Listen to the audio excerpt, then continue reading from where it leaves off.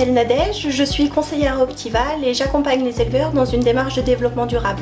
Nous accompagnons le GAEC de Luvry, c'est un GAEC familial composé de 4 associés qui comptent environ 130 vaches laitières. Je travaille avec eux afin de réduire l'impact environnemental de leur exploitation. Nous avons réalisé un diagnostic environnemental avec l'aide de l'outil Cap2R. Ce diagnostic a permis de mettre en évidence que le GAEC de Luvry est efficace aussi bien techniquement qu'économiquement. Son empreinte carbone nette du lait est dans la moyenne des systèmes maïs aux alentours de 1,05 kg de CO2 par litre de lait.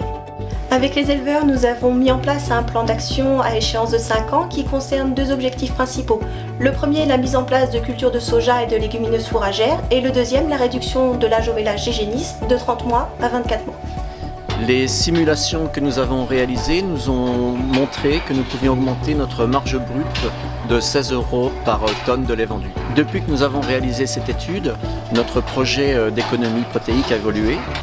Nous avons dans un premier temps introduit des légumineuses dans notre assolement. Dans un deuxième temps, nous avons mis en place une culture de soja qui nous permet de moins acheter de soja venant du Brésil. Le fait de rentrer dans la démarche Life Carbon Dairy nous a permis d'avoir une réflexion globale sur notre exploitation et de nous donner des perspectives nouvelles tant au point de vue économique qu'environnemental.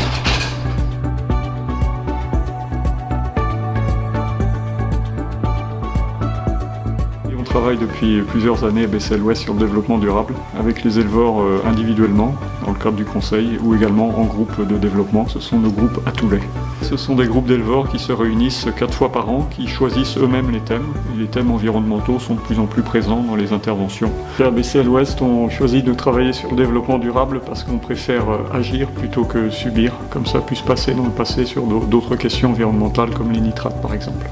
Pour cette journée sur le bilan carbone, Anne Prigent, qui est notre référente sur le sujet énergie en général, a fait un travail préalable. Et puis chacun va pouvoir se comparer aux autres et se dire qu'est-ce que je peux mettre en œuvre chez moi pour améliorer mon bilan carbone. Donc on est vraiment dans une notion de groupe de progrès.